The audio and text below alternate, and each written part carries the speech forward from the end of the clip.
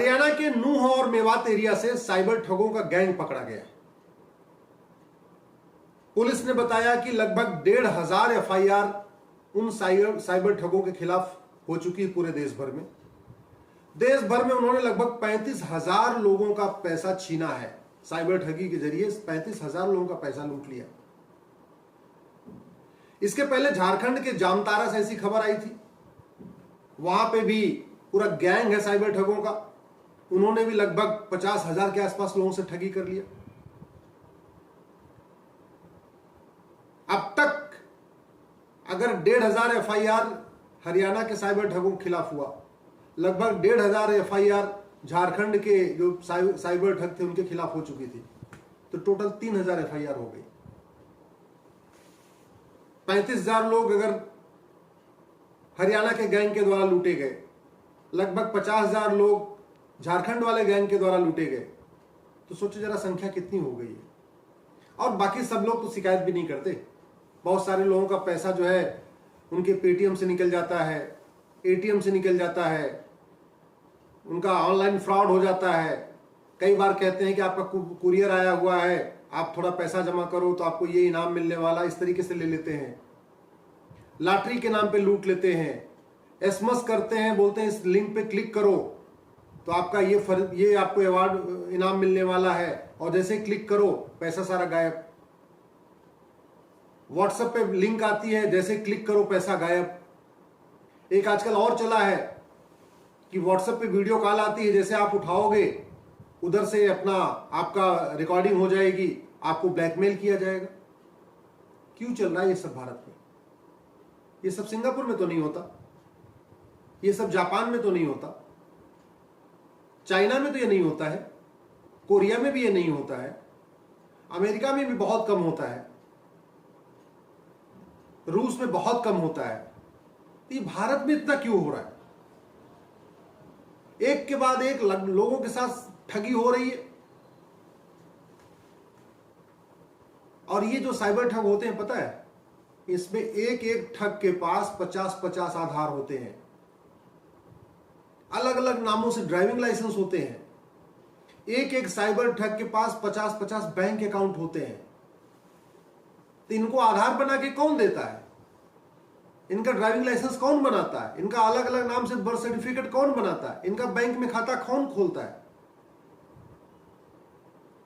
लोग पैसा लेके इनका आधार बना देते हैं, पैसा लेके इनका राशन कार्ड बना देते हैं, पैसा लेके ठगों का बैंक अकाउंट खोल देते हैं, पैसा लेके इनका ड्राइविंग लाइसेंस बना देते हैं। अल्टीमेटली सफर कौन करता है? हम और आप।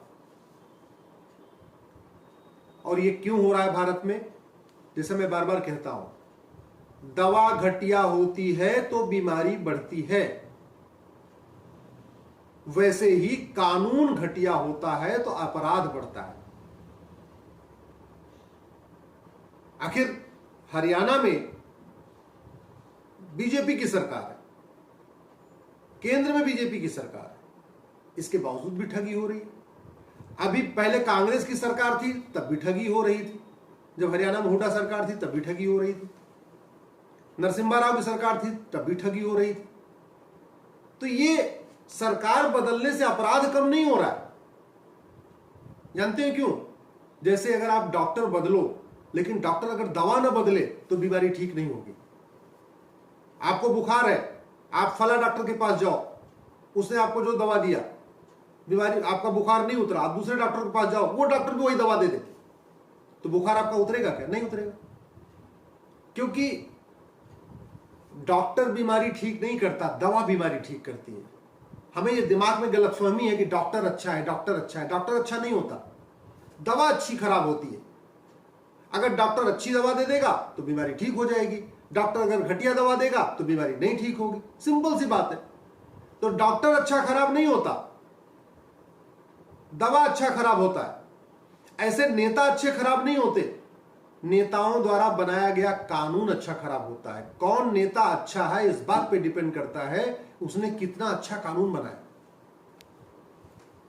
मैं तो खुलेआम कई बार सांसदों से पूछ चुका हूं, मंत्रियों से पूछ चुका हूं कि मुझे एक कानून बताइए, 6,000 से ज्यादा कानून चलते हैं भारत में, एक कानून बताइए जो हमारा वर्ल्ड क्लास कानून हो, भ्रष्टाचार और अपराध के खिलाफ कोई एक कानून बताइए जो हमारा दुनिया में सबसे अच्छा कानून हो। कितने देशों ने दुनिया में नार्को पॉलीग्राफ ब्रेन मैपिंग को अनिवार्य करने के लिए कानून बना दिया, हमने क्यों नहीं बनाया? किसको बचाना चाहते हैं हम?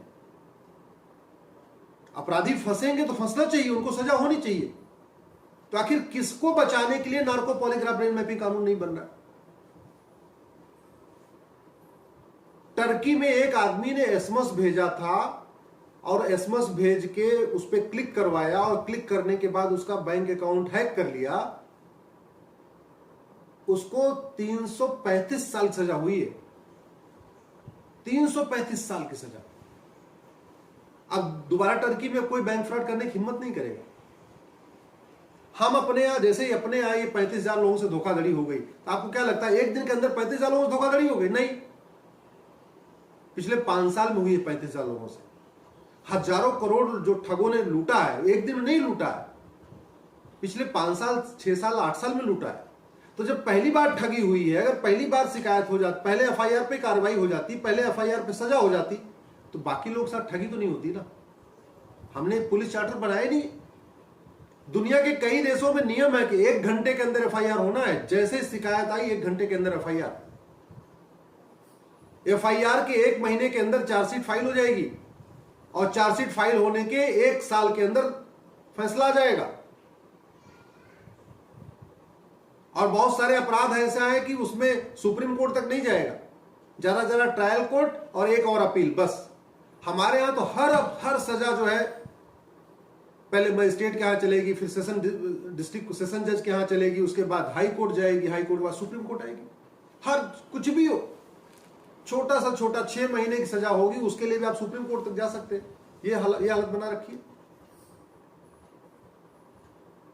वास्तव में अगर अपराध रोकना है, अपने सांसद से जाके मिलिए, नहीं तो किसी दिन आपके साथ भी अपराध हो जाएगा। कुछ जरूरी नहीं है आपके साथ बैंक फ्रॉड हो सकता है रोड एक्सीडेंट हो जाए, हो सकता है कि आपके परिवार के किसी और सदस्य का फ्रॉड हो जाए। ये जो घटिया कानून होता है, कई बार डायरेक्ट आपको असर करता है, कई बार इनडायरेक्ट असर करता है, कई बार सीधे सीधे आपको नुकसान पहुंचाता है, कई बार घुमा के और इनडायरेक्ट में भी नुकसान करता है। इसलिए मैं कह रहा हूं कि अगर भारत के सभी राज्यों में साइबर ठगी हो रही है, चाहे वो कांग्रेस रूल्ड स्टेट है, चाहे वो झारखंड में इस समय झारखंड मुक्ति मोर्चा है, वहां भी ठगी हो रही है, हरियाणा में बीजेपी है, वहां पे भी ठगी हो रही है, दिल्ली में केजरीवाल की सरकार है, वहां पे भी ठगी हो रही है, बिहार में नीतीश की सरकार है, सुशासन बाबू की, वहां पे भी ठगी हो रही है, बंगाल में दीदी की सरकार है, माटी मानुस वाली, वहां पे भी ठगी हो रही है। तो जब अपराध सारे राज्यों में हो रहा है, सरकार किसी की हो, इसका मतलब सरकार बदलने से कोई फर्क तो नहीं पड़ रहा है। और फर्क क्यों नहीं पड़ रहा? मैंने आपको बताया, डॉक्टर बदलने से बीमारी ठीक नहीं होती, दवा बदलने से होती है। डॉक्टर शरीर के अंदर थोड़ी घुस जाता है, शरीर के अंदर अल्टीमेटली दवा जाती है। ऐसे सजा होगी कि नहीं होगी, इस बात पे डिपेंड नहीं करता कि वो मुख्यमंत्री कौन है, शासक कौन है। इस बात पे डिपेंड करता है आपका नियम कानून कैसा है। अल्टीमेटली कोर्ट क्या देखेगी, एफआईआर में क्या लिखा है, चार्जशीट में क्या लिखा है, गवाहों के बयान क्या है, उसके आधार पर फैसला कर देगी। और जब भ्रष्टाचार इतना तगड़ा है, भाई साइबर ठगों ने अगर 100 करोड़ रुपए कमाया, उसमें 5-10 करोड़ रुपए पुलिस के ऊपर खर्च कर दिया, तो केस ऐसे ढीला हो जाएगा। और अब तो जुडिशरी में भी भ्रष्टाचार है। आज ही पाया गया कि एक सीबीआई के जज, खुद ही सीबीआई कोर्ट के जज पैसा लेके रफा दफा करने वाले थे मामला। तो जब भ्रष्टाचार इतना चरम पे है, तो इसको हमें 2 तरफा काम करना पड़ेगा। पहला, शिक्षा व्यवस्था ऐसी हो कि आदमी भ्रष्टाचार अपराध करने का मन ही न करे। वो तभी आ सकती है, वो व्यवस्था तभी हो सकती है जबकि भारत में वैदिक शिक्षा व्यवस्था लागू हो, वेद पुराण गीता रामायण प्राइमरी में पढ़ाया जाए। दूसरा, कानून ऐसा हो, पुलिस व्यवस्था ऐसी हो, न्यायिक व्यवस्था ऐसी हो, दंड इतना कठोर हो कि अगर मन भी कर जाए कि थोड़ा ठगी कर लूं, थोड़ा क्राइम कर लूं, थोड़ा घूस ले लूं, थोड़ा भ्रष्टाचार कर लूं, थोड़ा अपराध कर लूं, अगर मन में आ भी जाए तो आसपास में ऐसी नजीर होनी चाहिए, ऐसा सजा तगड़ी मिली होनी चाहिए कि उसको उसके बारे में सोच के ना रूह कांप जाए। जैसे मैंने आपको एग्जांपल दिया, एक व्यक्ति से ठगी किया था टर्की में, 335 साल सजा हुई है। थाईलैंड में एक व्यक्ति ने चिटफंड कंपनी बना के लूटा था, 1,41,000 साल सजा हुई, 1,41,000 साल सजा हुई। हमारे यहां तो सहारा स्कीम लॉन्च हुई और कितने 10 लाख से ज्यादा या 16 लाख के आसपास लोगों से पैसा लेके लूट गए, और 16 लाख लोगों का पैसा लूटा, 16 साल की भी सजा नहीं हुई। इसलिए मैं आपसे कह रहा हूं, प्लीज, बहुत हो गई पार्टी भक्ति, बहुत हो गई दल गुलामी, बहुत हो गई नेताओं की चमचागिरी। मैं ये नहीं कह रहा हूं नेताओं की चमचागिरी करिए, नेताओं के पीछे घूमिए, उनके साथ फोटो खिंचवाइए, सब कुछ करिए, लेकिन कम से कम अपने सांसद से ये भी तो पूछिए, हमारे यहां अपराध कम क्यों नहीं हो रहा भाई? हमारा कानून अमेरिका जैसा क्यों नहीं है, सिंगापुर का जैसा क्यों नहीं है?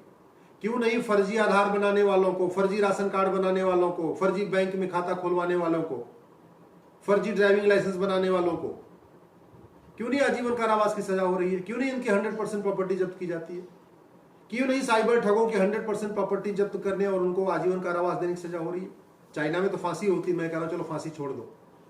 और वैसे भी चाइना हमारा दुश्मन देश भले है, लेकिन अगर चाइना में अपराध कम है तो हमें उनसे सीखना चाहिए उनके यहाँ अपराध कम क्यों है। अगर चाइना में भ्रष्टाचार कम है तो हमें सीखना चाहिए उनके यहाँ भ्रष्टाचार कम क्यों है। अगर चाइना में धर्मांतरण नहीं होता तो हमें चाइना से सीखना चाहिए। चाइना में अगर मजहबी उन्माद नहीं है तो हमें उनसे सीखना चाहिए। चाइना में अगर साइबर ठगी नहीं होती तो हमें चाइना से सीखना चाहिए। सीखने में कोई बुराई थोड़ी है। आपको अगर मेरी बात ठीक लगी हो, इस वीडियो को कम से कम 10 लोगों को जरूर भेजिएगा।